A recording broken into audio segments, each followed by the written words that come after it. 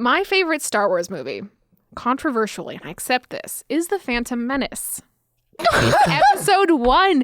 That's like my favorite part of it all.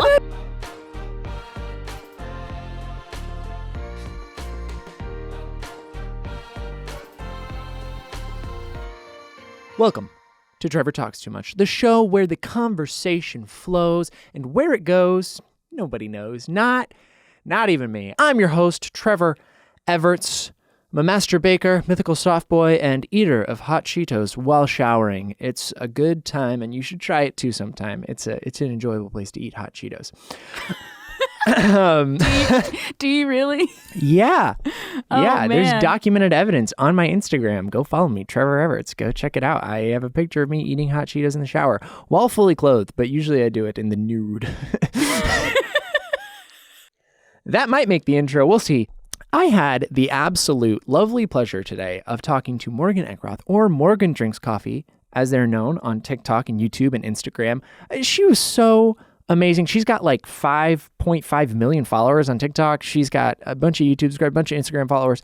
She is so funny and so sweet. And we just had the best time. We just were friends. We hung out. We talked about nerdy stuff like Star Wars. We talked about classical music. We talked about the 80s and the early 2000s and maybe even a couple other decades. Who knows? You should listen though, because it was so much fun. We talked about all the beef between violinists and cellists. Hashtag go cello. Go cello. I don't know why I did a hashtag. That was so dumb. Oh, that was so dumb. I can't believe I just did a hashtag symbol with my fingers. I'm a big coffee guy, but I like my coffee black and only black, very black. I just like dark burnt coffee, but I didn't used to be that way. When I was a kid, when I first started, I used to think coffee was disgusting. And then I started drinking coffee because I wanted to stay up later. And so I put immense amounts of cream and sugar in my coffee, so much that it was so sweet and probably really terrible for me. But that's how I started to love coffee. And then eventually I became a barista. And then when I was a barista, then I started having lattes. I learned how to make lattes, and I was doing a bunch of practice lattes to practice latte art. And I started drinking lattes. And even that was a little bit too much coffee for me sometimes. I was like, ew. And then I just got more into it. And then I started doing lattes. And then to be cool, I was like, I'm just going to do straight espresso shots. And then I started drinking straight espresso. And now I hate sugary coffee. Like a latte is almost too sweet for me now. It's like espresso or just a nice cup of Folgers Black Silk in the morning. Right out of the Keurig. Folgers, really. That's the one my parents always used to have. Yeah. And I feel like when I tried it later on in life, I was like, this is bad. It's terrible. It's terrible. And that's my favorite part. I love terrible coffee. I just love crappy burnt coffee. I don't know what it is. I love like Keurig. Okay, my girlfriend got me a Keurig for Christmas, actually, my girlfriend's family. And I just love like terrible coffee. But I also like good coffee. There's like a range because I can appreciate good coffee. But if I'm at work, if I'm at home, I'm just drinking terrible coffee. Right out of the K-Cup, that nice Folgers Black Silk black coffee in my nice mug here. You can see my mug. Local fellow named Sexiest Man Still Alive. That's me. I got this at the Newseum in Washington. The Newseum, yeah, in Washington, D.C. It's a great museum. It's all about news. So it's it's called the Newseum, and it's all about just like the history of print media and how it's evolved over time in digital media. And it's super cool. And I got it on a 9th grade field trip. Our whole 9th grade class went to DC all the way from Boise, Idaho. And I was such a nerd. We all thought it was so cool to get those like flat brim, like Washington, D.C. hats that they sell on like the street corners. Yeah. Because that was a cool thing to do. And looking back at pictures, we all look so stupid. I also got a pair of Washington, D.C. booty shorts from a store. And it says, I Heart DC right across the butt. And there's a video of me on my phone twerking in a hotel room in front of my friends wearing those shorts. And it is so embarrassing and so bad. And I hope that my iCloud never gets hacked, because then that video would be out there for everyone to see. And I don't know if I could live with that. But I don't know. DC as a freshman, I wish I'd gone like earlier, or sorry, not earlier, but like later in high school, because being a freshman, which is like arguably one of the most awkward grades, because you think you're cool, but you're not cool at all. You have no idea what you're No doing. idea what's cool. And then going and just having all these memories. Like I have so many fond memories, but they're all clouded by the fact that I was a complete moron. Just like one of the most uncool people there could be. But I mean, that was the fun of it, is everyone was uncool. And, you know, and we got to stay in hotels. We went to Gettysburg. Did we go to Gettysburg? I don't know if we made it that far north. Now I'm trying to remember. We saw a lot of battlefields. Fredericksburg Battlefield, great battlefield. If you're ever in the Fredericksburg, Virginia area, go check out the battlefield. It's mostly just grass now with a few cannons. They got other battlefields there too. That's not the only one. I mean, you can find so many. Spotsylvania Battlefield's great if you're ever in the Spotsylvania area of Virginia. You're just full of historical facts today. Yeah, here's the thing. I am. And I lived in Virginia. Fun fact about me for a period of time. So I know all of the local spots. I could give you, you know what, just make me your tour guide. If anybody wants me to be their tour guide for Virginia, rates starting at $199 an hour plus travel fees and per diem for my foods and for my black coffee that is terrible because I love black coffee and I will drink it every morning, and I will show you it probably won't be the best tour, but it'll be fun. Like I know some good spots. It'll be a good tour. Yeah. What will be even better is if we pivoted to what? Yes, to Morgan. Morgan. Yeah. Our guest today? Morgan Drinks Coffee? Remember them? I do remember them. Today, I'm going to be talking to Morgan Drinks Coffee from the TikTok, your friendly internet barista. We had the best conversation ever, so let's get into it. Morgan! Hello, Trevor. Welcome! Hi. Welcome, everybody. Morgan Drinks Coffee from TikTok, your friendly internet barista. Here I am. You drink coffee. You probably make coffee, too. I make so much coffee, Trevor. Morgan I've had makes so coffee. much today. I'm so ready. Really? Yes. How much have you had today? Like 4 shots. 4 shots? I've had 1 cup of Folgers Black Silk. Oh, my Yo word. Keurig. Let's go. I'm feeling good. Welcome. Thank you for coming on. Thanks for having me. It's so exciting. I don't even know what to get into first. There's so many things I want to talk about. I feel like we should mention that we are matching right now. Yeah, like we've got this is twinning right here is what we've got going on. I intentionally wore the black turtleneck because if you haven't seen Morgan's TikToks, Morgan Drinks Coffee on TikTok, you should go watch them. They're great. And I was like, I'm going to wear a black turtleneck because I was like 95% We didn't talk about sure. this, to be clear. Like there was no coordination on this front. I just knew. I knew. So Morgan, you were a barista by trade. By the way, how is it pronounced? Barista. Yes, okay, yeah. because I was worried that I was going to have people coming for me being like, actually, it's pronounced barista. Like the people that say macaron. Well, they can come for both of us in that case, because I am also pro like barista in terms of pronunciation. You're an expert, so what you. are they going to say to you? Fight me. Yeah. So you are a barista. You are actually a reigning barista champion at some point in your life. I do some competition stuff. What do you do in a barista competition? Oh, it's weird. It's so intense. So barista competitions, they're very cool, by the way. And I have competed in them 2 years now running. Okay. But it's called the United States Barista Championship. It's the national level. There's also an international level, which is very cool. Never been there. Don't think I ever will. I'd love to. But essentially what happens is you, as the barista, you prepare what is essentially a TED Talk for a panel of judges. You've got your coffee that you're serving, and you're serving your judges 3 courses. So you have like your espresso, just straight espresso. Okay. You have your milk drinks, which are usually like cappuccinos, like little buddies. Yeah. And then you have a signature drink, which is really where you can kind of get wild with it. Okay. And you get to just have fun and make something that like fits the theme of your presentation and your coffee. And you present it to this panel of judges. You've got sensory judges and technical judges and head judges, and it's like live streamed. It's very intense. What the heck? But at the end of it, they score you based on your coffee and how you described it and the accuracy of how you described it. And then also the technical judges watch. They like stand over your shoulder and watch everything you do. Gosh. To the level where I could say this wrong, but I believe it's if you have even half a gram of like ground coffee left on your workspace, like if you spill some coffee, that's like a point off of your entire. Yeah, it's intense, but it's very fun. Yeah, that's crazy. And so, have you won one of these competitions? I have not won one. Okay. I have competed at the national level, and I want to say there were about, I believe, 64 baristas in total, and I ended up at like around 32, I believe. So I was like at the end of the national level, I was like kind of in the middle. Okay. But yeah, top it's of the very curve. fun. Yeah. Top of the bell curve. That's good. That's crazy. Honestly, that sounds very intense. It's a weird little world. I have made coffee in the past before, and I would probably come I think you would kill it. Worse I'll than be last. honest. No, I think you would do an awesome job. I have faith in you, Trevor. You probably should. Are there any other competitions that aren't coffee related that you have won? Are you a champion of anything else? I have one golf trophy, actually. You have one golf trophy? You're a golfer? It's the only trophy I have ever gotten in my entire life for anything. And it's this little plastic golf trophy that I got when I was like 7. Like 7? Yeah. Wow.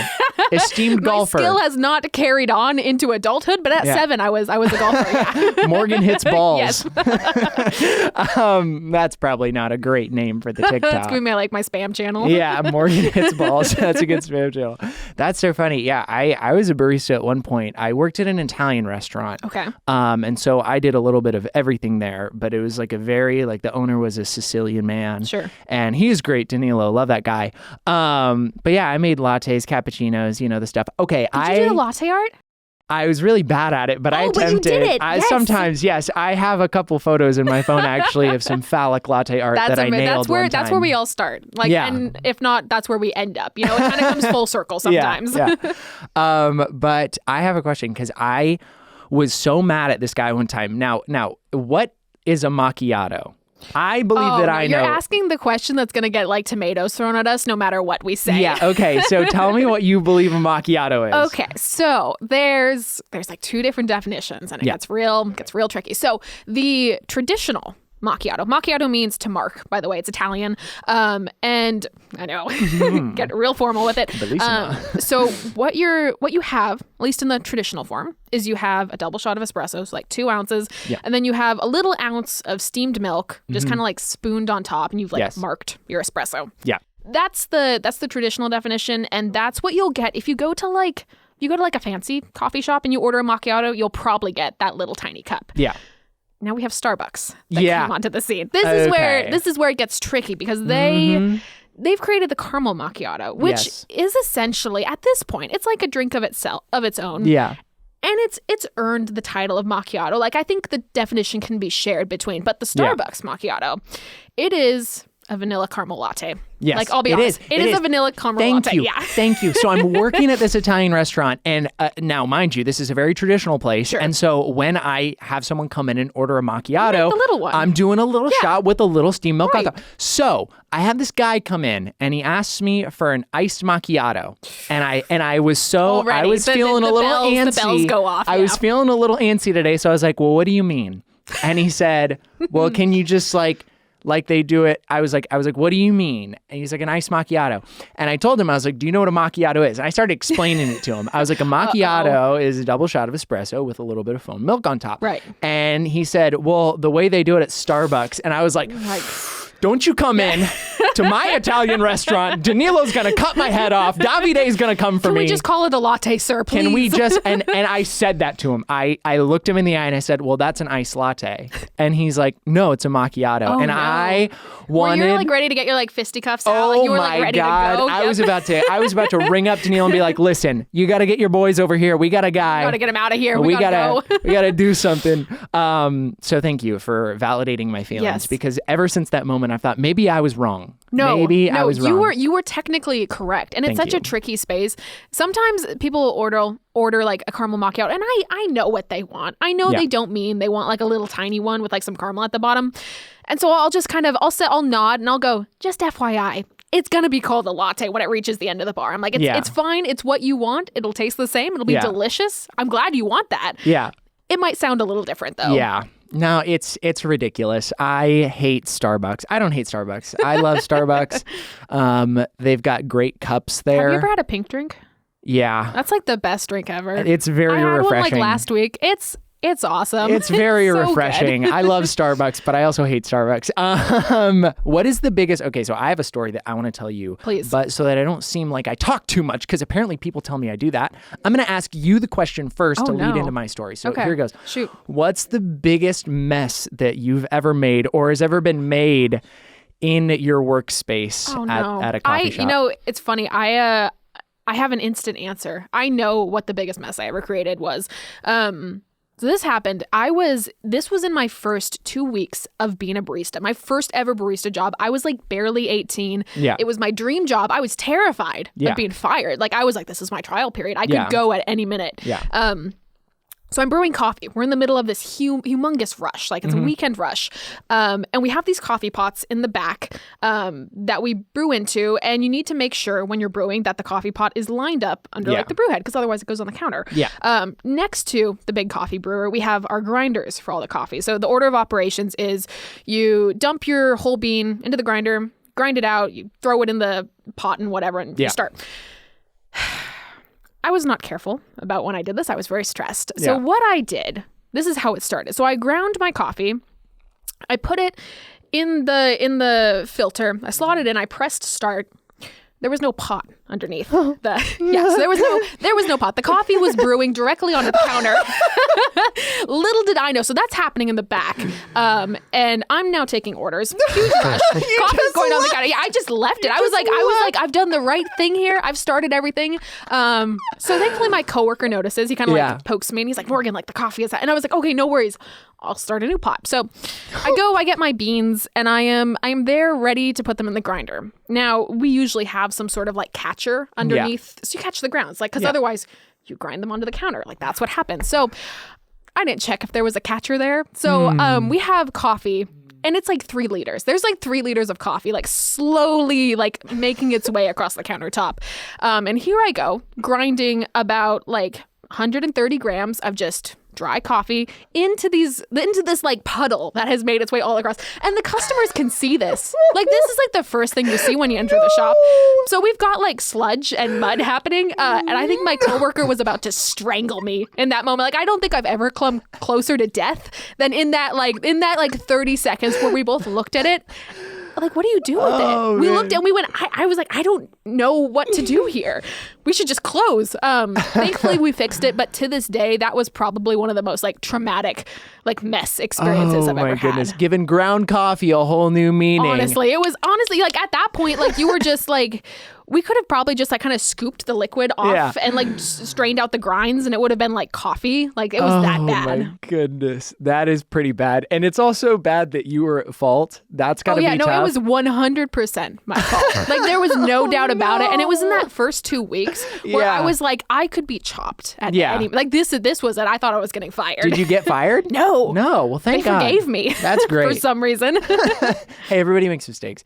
I have a story that thankfully it wasn't my fault, but for whatever reason, I had to be the one to clean it up. But I was actually working, it was when I was working at a bakery in Los Angeles, and I was in the back doing all the croissants and stuff like that. Sure. So all day I'm pretty much in the kitchen by myself, just laminating dough, making croissants. And out in the front, we had a draft matcha latte. Okay. And we can get into how much I hate matcha later. But it might be because of this. It might just be because I don't like the taste. Anyway, we had a draft matcha latte. So they have those pressurized cans. Okay. One of the front of house people comes into the back to change it out because we're getting low on it, so they want to get a new batch. Yeah. And he forgets to depressurize the container before he opens it up. Oh, so no. He puts it on the back counter in the back, and he opens up the pressurized container. Yep. And when I tell you, it was like Shrek just peed like it was all over, green. Oh no. Everywhere, on the ceiling, on the walls, in my dough. Yep. Like in my croissant dough. I was like, crime scene at that point. Are you doing? We nicknamed the incident the Matcha Massacre. And I was like, I have no one else here. It's just me. I can't. You're the one responsible and here. They have people out in the front. So I'm like, well, I guess I got to clean it because it's all over my crap. So I spent the next 4 hours. I got a ladder and I just wiped the entire. And matcha doesn't come off. No. Matcha, that's like turmeric. It's like that level of staining. Yeah. You got to scrub. I'm literally taking out the ceiling tiles, pulling them out and scrubbing them and putting them back in. I took one out and I actually flipped it over and I signed my name and I said Matcha Massacre 2019 and signed my name. Trevor and put it back. So I don't know, actually, I don't think the bakery's in that space anymore. So if anyone goes up there and sees my name, still says that. You know what happened. So yeah, that was the worst thing ever. It was green. I swear, I'll show you a picture afterward because I don't want to pull out my phone right now. But there's a picture of me and I'm just standing there covered in green. You gotta commemorate that sort of incident. You gotta because you're gonna laugh about it later. I laugh about it now. It was just in the moment I was like, you've got to be kidding me. I've got hundreds of croissants to make and I'm standing on a ladder scrubbing the ceiling clean. Oh man, so that was the biggest mess. Good times. Yeah, no, it was. What are you gonna do? But So, Morgan, I hear that you are a humongous nerd. That's what Jamie tells me. Her words, not mine. That is the word around the streets. In such the best way. In such the best way. Thank you, Jamie. No, so you're a big Star Wars fan. Oh my gosh, You're the a big biggest. So very important question here. Give me the easier version of the question is, in order, what are your favorites? The originals, the sequels, or the prequels? The harder version of the question is rank all 9 movies in order. You're gonna get me like booed off the internet here. Like, I'm ready. Okay, hot Star Wars takes. Give them to me. I gotta preface this though, because so I love all the movies, right? Yeah. Anything Star Wars is great. The thing is, though, the Star Wars that I'm also really into is all like the books and all the stuff. So I watched the Star Wars movies when I was probably like 12. I was a little later, but I watched them when I was 12. I'm also a really big reader. Yeah. And so I went to the library and I was like, holy cow, there are Star Wars books. So I started reading all the Star Wars books, all the Star Wars graphic novels. And that's where I really got into it. And at this point, because this was pre-Disney, everything was still canon. This was all fanfic made reality, which is the dream. So I was into all this stuff, and then Disney came around, and suddenly all of this was no longer canon. So all of the time I'd spent investing in this, I was like, it's hard. They wasted my time here. Anyway, so I am into the book side of it, which leads me into saying that I really like the lore and the world building behind Star Wars and all that expansion. So my favorite Star Wars movie. Excuse me, I'm so sorry. I'm so sorry. I felt it coming. I was hoping it was going to be silent. I'm the worst. You really, maybe that was a sign. Maybe I shouldn't have said No, you got to say it now. I'm so sorry. I'm the worst podcast host ever. My favorite Star Wars movie, controversially, and I accept this, is The Phantom Menace. Episode 1. And hear me out. You know how boring the Trade Federation timeline is? I get that. That's my favorite part of it all. And hear me out. You get world building, you get cool aliens, and you get Darth Maul. That, you get a lightsaber. Okay, right. The lightsaber fight at the end was very fundamental to my growing up. So The Phantom Menace is my favorite. Okay. I also love Revenge of the Sith. Yeah. That has to be one of my favorites. Okay. And then I have to glump Empire Strikes Back into my favorites, because that is the socially acceptable favorite to say. That is no one's going to fight you on that. No. I do like the sequels. Question mark? I feel like that's most people. It's I like the sequels, question mark. There are parts of the sequels that I like. I will say I used to be, because my dad, he loves Star Wars and Star Trek, but growing up, he was going and seeing them in theaters when they were coming out. Right. So I grew up watching A New Hope and Empire Strikes Back and Return of the Jedi. So you watched them filming order. Filming order, I watched them. I think an aspect of why I like the prequels is when I was exposed to Star Wars, I watched them in chronological order. Okay. So I watched the whole story play out that way, rather than you get the classics and then you get the additions. Yeah. Well, objectively, the original Star Wars movies are bad movies. They're not good. They're not great. They're very it's a space western. It's mediocre acting and it's people love them because of the nostalgia and because they're the originals and oh my god, how did they have such great CGI in the 1300s? I'm those asteroids are potatoes. I'm we all know that, right? They're not good movies, but I still love them. And I think that the originals are probably my favorite. I used to be a big prequel hater. I was one of those kids, fair. and it was I understand. It was instilled in me. I was brought up to believe that the prequels were bad, you know? And then you realize they're all bad. They're all bad movies. They're not good. And I learned to love the prequels for what they were. And that's a fun, silly, goofy movie with some pretty mediocre acting, some bad story writing. But honestly, that's the originals too. And if you can't love them all, I like the sequels the least. Yeah. I was not a fan, whatever the middle one was. I don't. It goes. See, that's the problem. I don't even remember the names of them. The Jedi Awakens. Yep. The Jedi. The Jedi Returns. Jedi Returns, and then the Rise of Skywalker is the last one. What's the middle one that everyone hates? Because it's the Force Awakens is the first one. That's the first one. Yeah. And then Jamie's looking this is it up. bad. We should know. We should. Star Wars fans. Yeah. So the middle one is The Last Jedi. Okay. We're not. That wasn't totally wrong. Yeah. The Last Jedi kind of sucks. The last one is The Rise of of Skywalker. Yeah, Rise so of the Rise of Skywalker, Skywalker was okay. I didn't understand the plot at all. I don't know what was going on. Leia's like zipping through space. There's a lot going on. There's a lot. The Force Awakens was probably my favorite of the sequels just because it was a carbon copy of A New Hope and I kind of loved it. Yeah. But and a lot of fan service. I don't know. They're all bad movies. Yep. And I love them. I love Star Wars with my whole heart. I want everyone to hear that. Who's your favorite character? Who's my favorite character? Oh, goodness gracious. You have to pick one. If I have to pick one, it's probably Chewbacca. Okay, that's fair. That's a good answer. I'm a big. We actually, one of my dogs. She is a miniature Australian Labradoodle, and she's brown. Stop. She's an old lady now. Yep. But her name is Chewbacca. That Chewie makes my heart for short. Yeah, so she happy. is so cute. And then our other dog is a miniature Australian Labradoodle. She's black. Yep. And her name is Darth Vader. But I don't know. Favorite character? I'm a big Ewan McGregor fan. Yep, me too. So I love him as Obi-Wan. But yeah, I don't know. The prequels are great. I love them for what they are. I think there are some great memes. Phantom Menace is a boring movie, but I respect that it's your favorite. Boring movie. It's a very boring movie. I rewatched it recently, and the first hour and a half of that is a slog. Oh, it is. It is pulling teeth, and it is still my favorite movie. Yep. Hayden Christensen, so bad in those movies, but I love him. But he's great. At the same time, it's great. It's honestly at this point, I feel like Star Wars has kind of evolved into at least the movie pieces of the media. It's so bad that it's good, and you just have to accept. And even with the newer shows and stuff, there are moments where I am cringing into my seat when I watch them. Yeah. But I love it. Yeah. It's Star Wars. I don't care. Yeah, I think that's the biggest thing to learning to love Star Wars. If you're a Star Wars hater or if you're an originals fan that's frick the sequels, frick the prequels, you got to learn to know that they're all terrible movies and we love them because of it. We love them despite their flaws. And they're bad movies. And I'll watch them 100 more times in my life. Yep. Because they're great.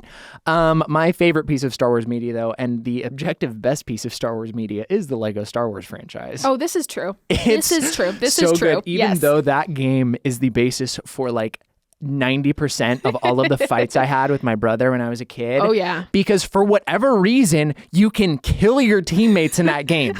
I need to talk to someone. Dark for a game marketed at kids. I need to talk to someone at Lucasfilms and whoever decided that it would be a good idea to make it so that you can just kill the people on your team. Because my brother and I, we'd boot up the Wii, we'd get our little Wii remotes. Then you start whacking each other. And then we'd play for 5 minutes straight up trying to complete a level. I'm here trying to complete the Revenge of the Sith. I'm trying to run down freaking Anakin. He's going back.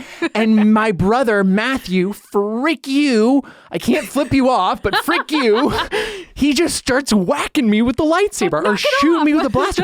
And he's just spawn camping me because when you respawn in that game, you just can immediately get hit again. And then he would just kill me and it would make me so mad. And then I would end up throwing a Wii remote at him. And then it translates to in real life. And then he just hit me and punched me. And then I'd run crying to my parents. And we're cool now. He's a good friend of mine now. But God, at the time, Matthew, you had it coming. Did we have some fights as a kid over the Lego Star Wars games? But I love them still, and they're great. And they're so much fun. You can just play as any character, which I love. It's I magical. love R2-D2 flying around. You just doing all this. Sorry, that was Jamie. good. I am sorry, Jamie. That was so good. I felt inspired. I love the Lego Star Wars. So other sci-fi fantasy content. What do you like? You a Lord of the Rings fan? I'm huge. That was my childhood bedtime story. My mom was awesome about this. She we did nighttime reading because it was my brother and me. My brother's 3 years younger than me, but we could we read it same level for a while. She read us The Hobbit and The Lord of the Rings as a nighttime story, and then also The Chronicles of Narnia was one of our nighttime stories, which was really fun. Very good. So that instilled the fantasy bug in me. Other pieces of media. So Lord of the Rings, definitely. There's a lot of interesting sci-fi shows out there that I'm very into, like sort of Altered Carbon and Westworld and all that sort of stuff is so fun. And then reading is the other big one that I'm I got my series, I've got all that stuff. But I'm gonna put you onto some books because I'm gonna ask you now if you've read them. But I first want to say my parents were the same way. My dad's a huge nerd. He freaking made his own board game with his friends, his own strategy board game. It's called Duel of Ages. This is very Cones of Dunshire vibes. He literally he was super into D&D. He's a huge nerd, Baldur's Gate, all that stuff.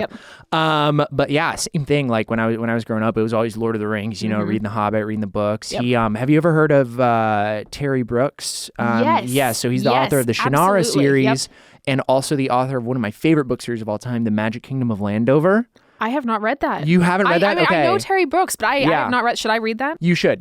It's very fun because Shannara, if you are getting into a series of books, it is hard to get into because there's like 30 books and they're all just bricks. Yep. And there's so much going on that like you have to read like 6 books. You gotta have like one of those like crime boards behind you where you're like mapping everything out. It's like 6 books in and you're finally like, I think I know what's going on. I think I know. I figured out the main character finally. But no, so he did a series called the Magic Kingdom of Landover series, and it is the most fun fantasy. It's like 6 books, I think. But the first that's an approachable amount of books. Yeah, and it's all about. It's like one of the most fun things. It's about a guy who is a lawyer in New York. And you find out early on in the book that his wife died in like a car accident or something. So he's kind of just this depressed lawyer who's like rich and he doesn't know what to do with his life. And he gets this like catalog, this holiday catalog. And it's like a rich people one. Sure. Because he's rich. And he flips to the back, and on the back page, there's an ad for a Magic Kingdom for sale for $1 million. And he's like, what the heck is this? And he kind of has this like midlife crisis of like, well, frick it. I got nothing to do. I hate my life. Yeah. I got money. And he buys the Magic Kingdom and it turns out to be real. But then he has to like save it. I want to read this. It's super good. Yeah. Definitely highly recommend. And then my all-time favorite book series, hands down, 100% is The Legend of Drizzt.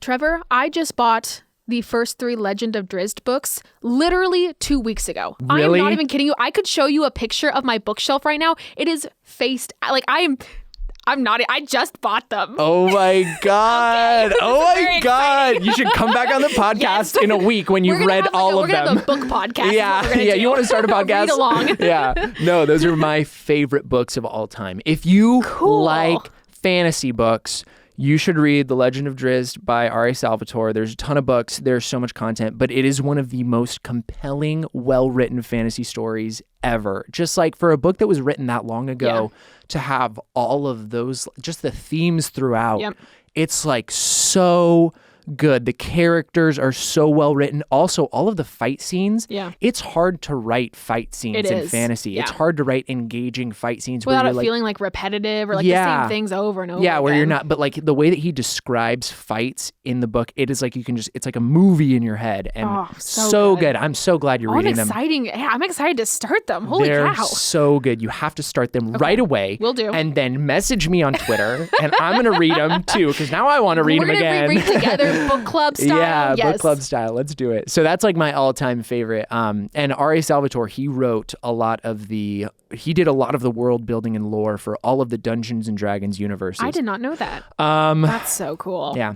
you're a former Oregon State Beaver. Word on the block. That is the word on the block. Yes, that is what my diploma says. Your diploma in? So they tell me. My diploma in marketing. Business marketing. Yeah. Wow, look at that. Look at that. I know. I took a digital communications and like digital like media specialization, and oh wow, look where I am now. I know you're a friendly internet digital, barista. Yeah. That's like all of us. I have a useless culinary degree in pastry, and now I make silly food. That sounds like the internet. Best degree. Yeah, it's like not a real I'll degree. I'll trade you if you want. It's not even like I don't think it's even a real degree. It's not like a. Did you get like a piece of paper? I think so. That counts. That's maybe. fine. I got a hat. You got a hat. Yeah, then I got to take a picture with Wolfgang Puck. He spoke at our graduation. With Wolfgang Puck. Yeah. So, and I wore my hat in a funny way because I'm a little bit of a clown in that way. And so there's a photo of me with Wolfgang Puck, and I don't think he got it, and I just look like an idiot. Another great picture that I'll have to show you afterward. But yeah, that's sweet. So Oregon State Beavers, you got a lot of team spirit. You still an Oregon State Beavers fan?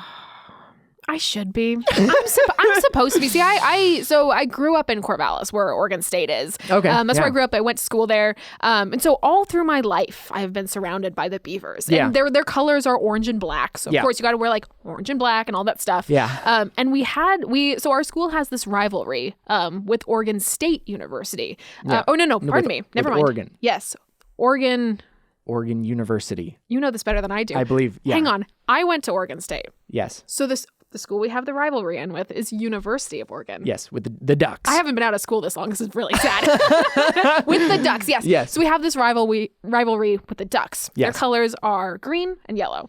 And so I'm not really a sports person. Like I've never really like been in. I've not like followed sports. Like it's not really like it's just like not my thing. Yeah.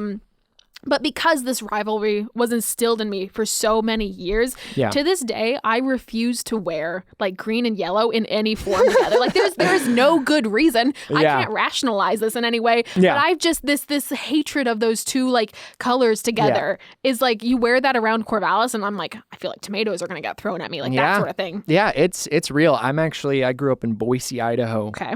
So Boise State University Gotcha. also has like a little bit of rivalry with both Oregon teams, actually, Oregon State and University of Oregon. We beat University of Oregon in the Tostitos Bowl. I bet you did. Let's go Boise State. That was in like 2014 or something. I don't know, 2009 maybe. It was ages ago. But I just remember going into like the Red Robin in Meridian and seeing this big like Tostitos Bowl poster just like growing up, like with the score on it, like framed, like we beat Oregon. I mean, it's like the biggest win that Boise State's ever had. I respect that. In there. But I actually, I feel bad. I brought up a bunch of facts about Oregon State's record versus BSU, but I don't think you care. Oh, we're bad. And I don't really care real either. Bad. Well, actually, baseball.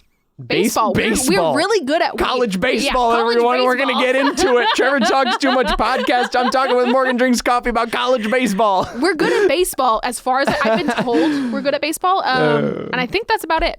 I wrote up a bunch of stuff here to talk about college sports, but I honestly don't care. I don't think you care. I don't think anyone out there cares.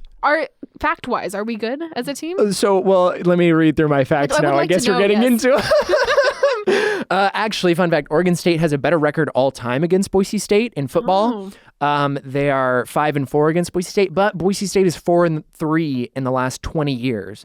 We've gotten better. So who cares about what happened in the 80s is what I'm saying. Actually, I care about it. I love the 80s. Yeah. I don't know. Are you an 80s fan? What's your favorite decade? I gotta go. Like this is cheesy. I get big nostalgia for like the early 2000s. Early 2000s. I think that era's like real fun. Okay, you got your Jinko jeans on. Oh, like gauchos, and you got like weird like embellishments everywhere. And how old are you? I am 23. You're 23? Okay, because I was going to say I'm 22 and I feel like I remember nothing about the early 2000s. Here's the problem is that I was homeschooled. That's the problem. No, there's nothing wrong with being homeschooled. No, but I had a lot of spare time on my hands during like elementary and like middle school and all that stuff. And so all I did was like consume pop culture in that era. So that's the nostalgia. Yeah, I was like I was kind of a loser. I still am. I was gonna say still am. Yeah. No, I feel like during like the early 2000s, because I went to a private Christian school in Idaho, and so I was just like sheltered in that way. Yeah. Not like bad. My parents weren't like the weird type of Christian parents. They're cool. My dad owns a cigar lounge. I'm gonna say that every podcast, by the way. Rad. I think I've mentioned that every podcast. I'm just gonna plug my dad if that's cool with everyone. I was also raised with Christian parents. And was homeschooled, so I feel like this is kind of a similar experience in some ways. It was just like I just played Pokemon. That's kind of all I did when I was younger. My favorite decade is the 80s. Can you tell why? Well, here's the thing. It's the greatest decade. One, because I have a lot of 80s nostalgia. Same reason my parents, like, they both grew up in the 80s. And so, like, growing up, I was just, like, exposed to around that. It, yeah. Yeah. And so we actually played a game in the car. So we had Sirius XM radio in the car growing up. And there's a channel, Station 8, called 80s on 8. And we would play this game where we would listen to the song and my dad could like turn off the like little preview on the radio dash thing.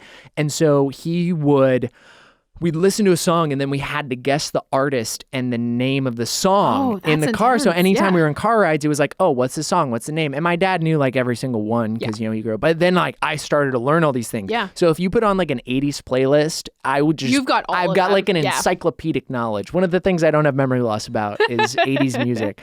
And just like movies, I don't know. They're all like... What are some of your like favorites? Tell me some of your like 80s pop culture like favorites. The Back to the Future. Okay. Far and away. It's like one of my favorite movie series because it's just the cheesiest movies ever and it makes no sense there's so many plot holes, but they're just some of the most fun movies. And I love how every movie you get further and further into these layers of time travel. It makes even less sense. Where you get like, you're in the second one and then there's like 4 Martys running around. I also just love Marty McFly. I think he's the greatest character. Michael J. Fox is amazing. Freaking Christopher Lloyd, amazing. I always want to say Christopher Lloyd Webber.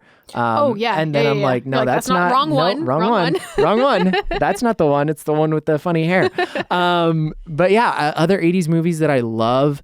Frick. Now I'm just going to forget all of them because you put me on the spot. Ferris Bueller's Day Off, great movie. Really I love The Breakfast Club. Oh, yeah. 16 Candles. Actually, fun fact, one of my nicknames that my parents call me is Tony.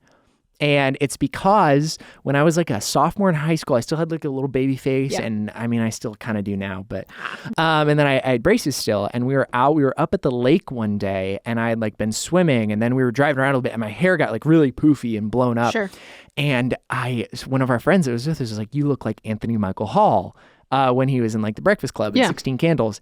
And so it turned into, they were like, oh my God, he looks like a young Anthony Michael Hall. And so then it turned into Tony. And so then like going through high school, my dad would like go to basketball games and he'd like shout out like, let's go Tony, let's go Tony. And then other parents were like, that's not Tony? Your kid. Yeah. Who's Tony? Because there wasn't a Tony, baby. Who's Tony? And so it's just like all of like the closest like older people in my family, like all my parents and then like my older relatives and family friends, they all call me Tony.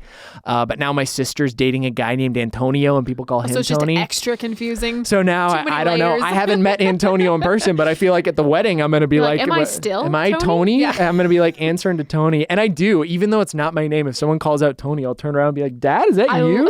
Are you here? But it's always a question that people ask because they'll hear my dad call me that. They're like, why do you call him Tony? That's a long story. Funny little story about our little boy. Other 80s stuff that I like. I'm a very, very big Duran Duran fan. Okay. Love A View to a Kill. I think it's their best song. Yeah. I know a lot of people think Hungry Like a Wolf. I don't know. I think A View to a Kill is better. You could be a little contrarian here. Yeah. I feel like that's I don't totally know. I don't know. The Duran Duran fans out there are going to come for me. I've got a whole playlist of songs. Okay. I'm going to whip it out. You no longer see dislikes on YouTube, so they can do whatever they want. Whip it out. Look at me looking at my freaking playlist. Let's see. I'm going to tell you how many songs are on here because this is all of it. And this is your 80s playlist? This is not all 80s. This is like 70s to 90s with maybe a couple early 2000s, but it is 182 songs or 12 hours and 35 minutes of listening. There's a lot of songs. I'm a big Boys to Men guy, even though that's 90s. I love a little it all kind of blurs together. It does. At some point. Like there is a lot of, I feel like, overlap between the energy that happened in the 80s and the 90s. I feel like that is entirely fine. Yeah. I just love music. I know if there's one thing that I have so much, I think this is probably why I have a bad memory actually, is because my brain is full of song lyrics. And it is, I know too many song lyrics. Like almost every song in my phone that I listen to on a regular basis, I know it. And that's like over like 1,000 songs because I cycle through so many different playlists. What's your favorite kind of music? Oh my gosh. So I had this Okay, all right. Opened up a can of worms. I'll give you the answer. That's the easy answer to start off with, which is like I listen to pretty much everything except country. Like that's what that's what 90% of the world. You know? 90% of the world. Anything but country. No, but I like, so some of the stuff I listen to a lot. I can at least tell you that. To this day, I still listen to actually a lot of like classical and like music score, like movie scores. Yeah. Like I'm really like I was a classical violinist for like 12 years growing up. Yeah. No, I did like all the symphonies. I did like all the stuff. Morgan plays the violin. Morgan does play the violin. There are actually probably still some like TikTok videos that I should take down of me like playing the violin, like very That's deep. So cool. But yeah, so I listen to a lot of like classical symphonic stuff. Okay. Some of my favorite composers, of course, are like, John Williams is like fantastic. Oh, yeah. My favorite right now is actually, and I think I'm pronouncing his name correctly, I might not, Ramin Djawadi, who is the composer who did like Westworld, and he did like he's done so many. A lot of the Game of Thrones music he did too. He's fantastic. Besides that, I like pop music. I do. There's a lot of like I listen to a lot of like non-English music. There's a lot of like Japanese rock and alternative that I really enjoy. Sorry, I'm fact checking myself here. Really I thought you were fact checking me. No, I was I'm fact checking myself. You're like, do you actually like that? Yeah, do you actually? Let me pull up my fact sheet here on Morgan Drinks Coffee. That was a lie. Coming to you live from the Trevor Talks Too Much podcast studio. Morgan is lying live on the air. No, that's great. Yeah. So let's get into classical music. Okay. I didn't think we were going to get into it, but I'm ready. Yeah. One, my best friend Nick would hate you. Not really. He wouldn't hate you. He's okay. So my best friend Nick. You and me. yeah, grudge match. He is a phenomenal cellist. Okay. He's a cello player, but Is that why he hates me? he thinks. I want to hear your thoughts, because as a cello player, he looks down on the violin much. That is entirely valid. We are a prissy group of he thinks the violin is the worst. He's like, violin is just put a cello in there. Look, I'll be Nobody totally needs honest. The violin. This is, I feel like I'm like betraying like my people as like a violinist. If I could trade playing the violin for the cello solely because of the sound, I would. The cello is gorgeous. It's a wonderful, like, we're up here on the violin, we're playing like notes that would like break a piece of glass, like that sort of thing. The cellos get these like deep, reverberating, like wonderful things, and I just like, you can't compete with it. From a violinist themselves, you've heard it here first. The cello is the superior instrument. Shout out to you, Nicholas Herman. You're out there in Iowa somewhere. No, he does. He's like, the violin's just so shrill. It's you don't need it. The cello's so much better. And anything a violin does, a cello can do. Yeah. Hey, you heard it here first. We've got both sides of the coin now on the side of the cello. That's so funny. What's your favorite piece of classical music? Do you have a favorite piece? I do have a favorite piece. I listen to it probably more. I listen to it more than once a week. It is it's a collection of movements. It's called the Four Seasons of Buenos Aires. Okay. It's by a composer named Piazzolla. Okay. It's a piece of it's a kind of, it's not modern music, but it is more modern. I want to say it was written like the 1800s or like the 1900s. I could be completely wrong, but I want to say. Fact checker. Jamie, quick. Someone needs to fact check. Quick. But I'm kidding. You don't have to, Jamie. It's okay. I was like, I'm on it. What was it? No, but it's this wonderful arrangement of like movements, and it is heavily inspired by Vivaldi's Four Seasons, which is also one of my favorite pieces. So you have this new piece of composition, and then underneath all these movements and like new melodies, you have hints. Like if you really listen to it, you can hear like it's like he sampled Vivaldi essentially in his music, and it's wonderful. So.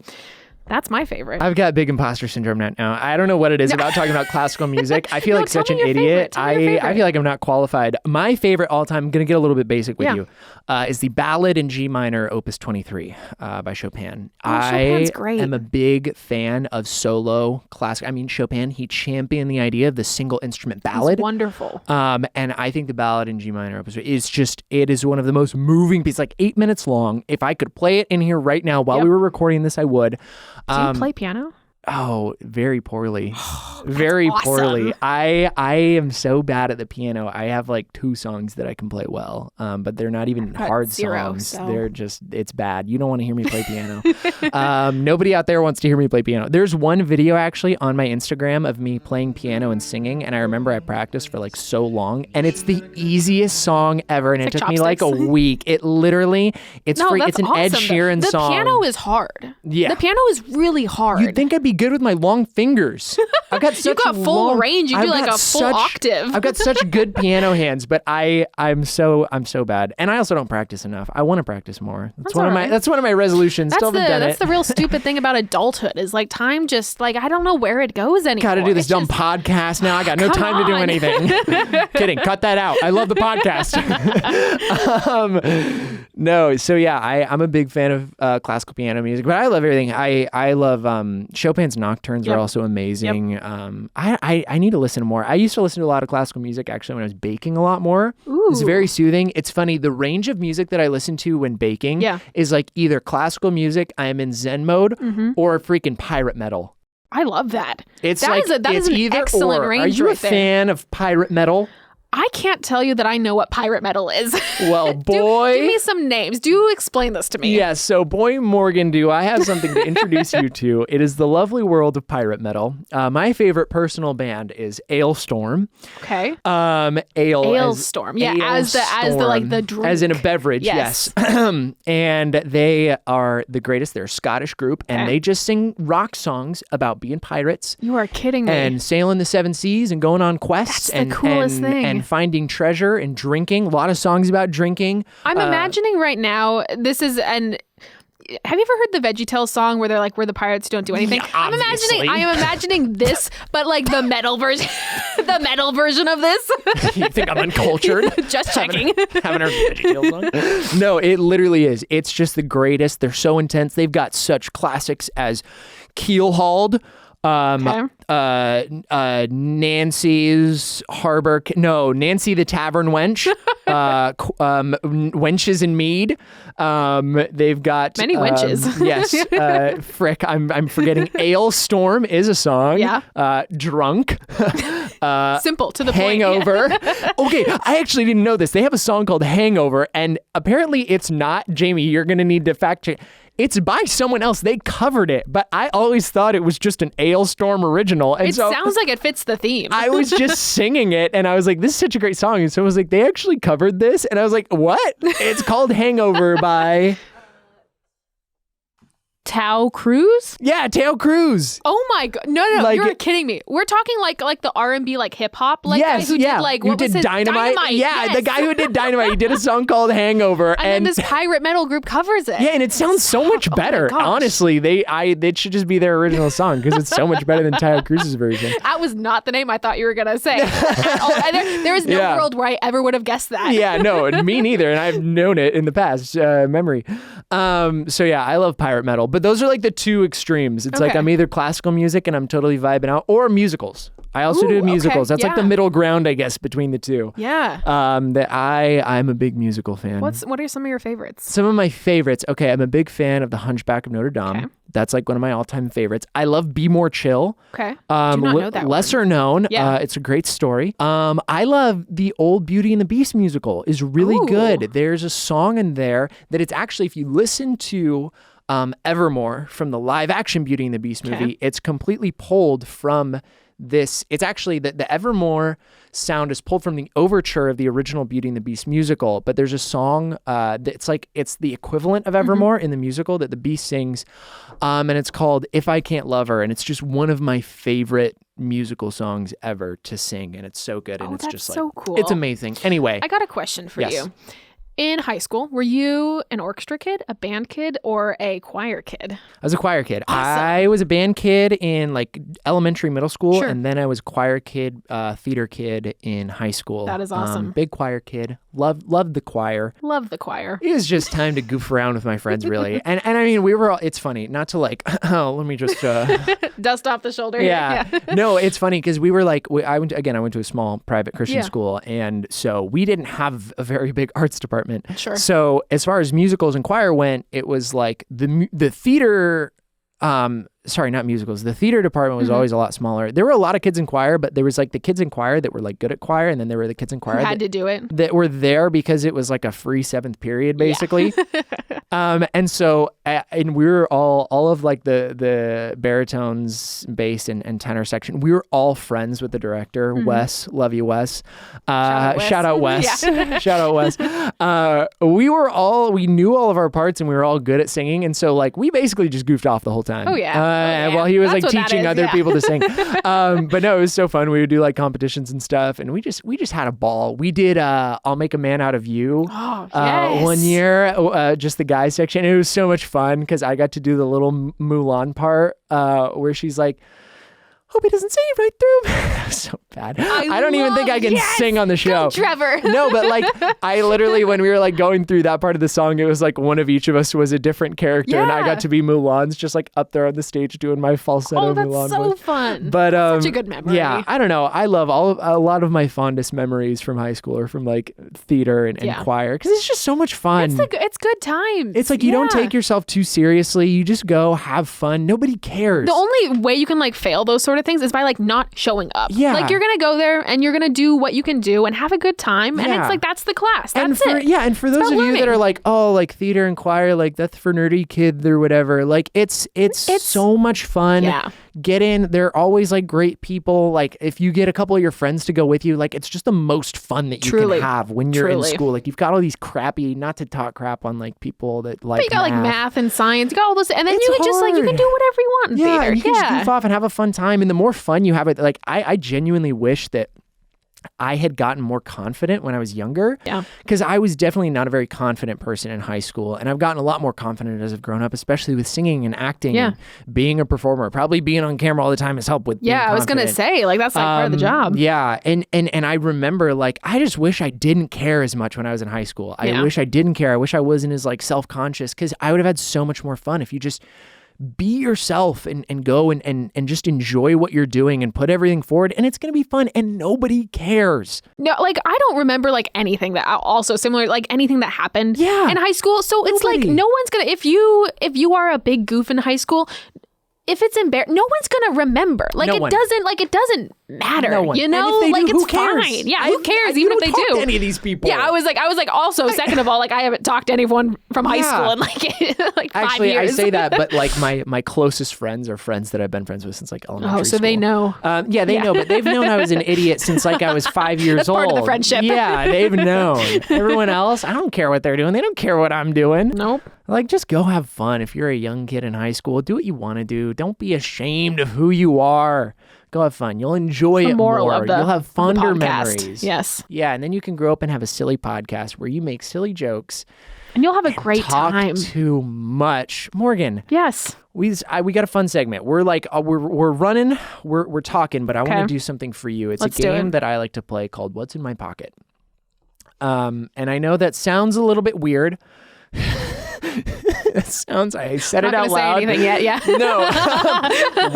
No. There's an object in my pocket. It is a trinket of sorts, a bauble, if you will. And I'm going to give you 3 hints. Okay. And you have 3 guesses to guess what it is. And if you guess what it is, you can keep it. And it's very special to me, so I hope you don't guess it. Yeah, no, I'm just kidding. I'm just kidding. Taking like an heirloom from you. Yeah, you are. I grabbed it off of my heirloom shelf this morning in my home. No. So, the first hint is it resembles a person.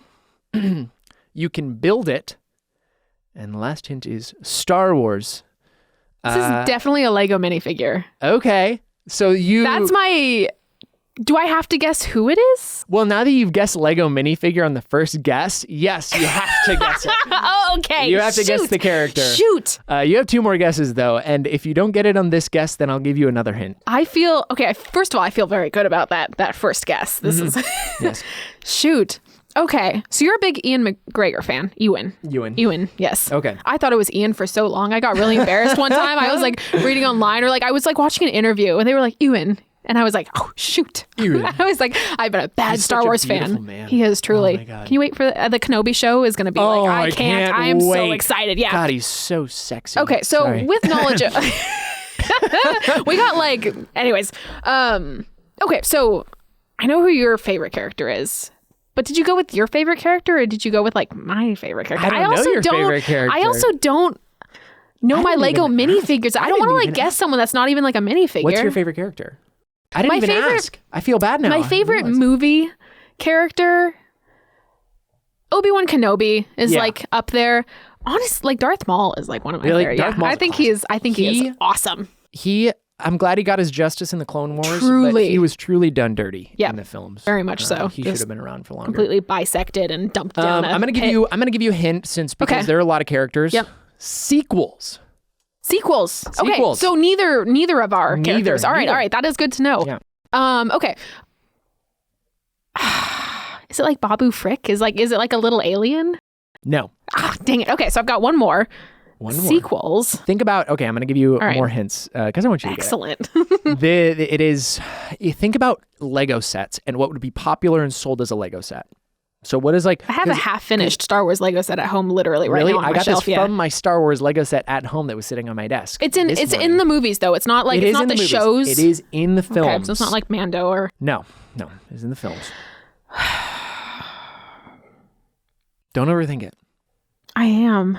No, you can't. Is it, did you get me Kylo Ren? It's Kylo! Oh, yes!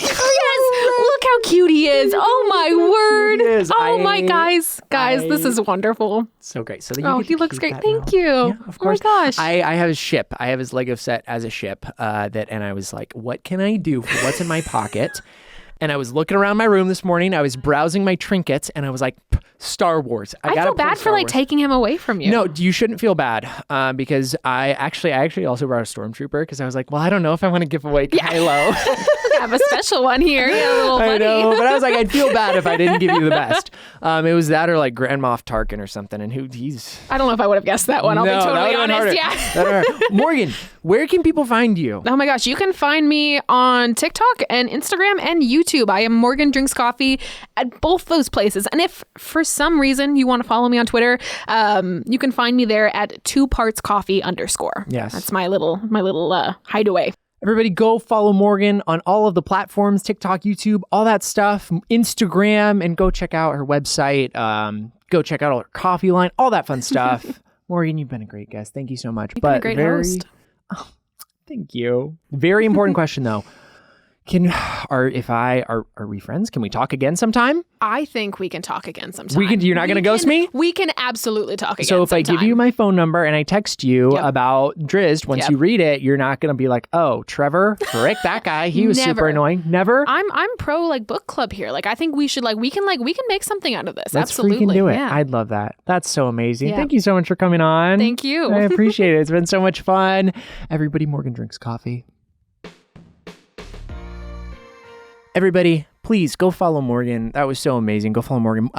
Check out their coffee brand. That's so cool. It's probably really good coffee. I haven't had it, but I'm hoping she'll give me some. But yeah, go follow her and stuff. Jamie, how did it go? I was pleasantly surprised on just the random things that you guys have in common. Right? Yeah. And I mean, you sold her, you wore the black turtleneck. I had to wear the black turtleneck today because she wears it in like all of her TikToks. But I was thinking maybe, who knows? Maybe it's not like an out in public thing. Maybe they just wear them on TikTok. And I was so glad that she wore a black turtleneck and that we matched. And it looked so funny just like seeing both of us like sitting here in our black turtlenecks like we're about to give a TED Talk like or do some like smooth jazz radio show. Like, welcome to 90210, The Smooth. I don't know what this. That's not even a radio station. No, but it sounded good. Sounded like a smooth jazz station though. That's what that was the vibe, and it was. I felt like the vibe was smooth jazz all the way through. If you guys did make a book club, what do you think you would call it? Morgan reads books plus Trevor. Morgan reads books plus Trevor. That would be the book club. No, I mean, she was so great. We had so much in common. I mean, I could have nerded out with her about Star Wars and Lord of the Rings and fantasy books for literally 4 hours. I wanted to, but then you cut me off. I did. You said, Trevor, it's time to wrap it up. It also is time to wrap it up. Oh, it's time to wrap it up? Yeah. All right. Well, everybody, got the word from Jamie. It's time to wrap it up. Thank you so much for listening to Trevor Talks Too Much today. Make sure to check us out every Tuesday. Episodes release on Apple Podcasts and Spotify, and then the YouTube version of the podcast comes out the Monday afterward. So if you want to watch a video along with the podcast, check that out every Monday afterward. You can check out all the other Mythical stuff. We're on TikTok, we're on Instagram, Mythical Kitchen on TikTok too. You can find me at Trevor Everts on Instagram and Twitter. All that fun stuff. Go check out. We make good content. Go check it all out. And yeah, I believe that is it. Still don't know how to end a podcast, so I guess goodbye for now, and I will see you next week. And I hope that you have a lovely week and that you treasure every moment dearly. I'll see you next time.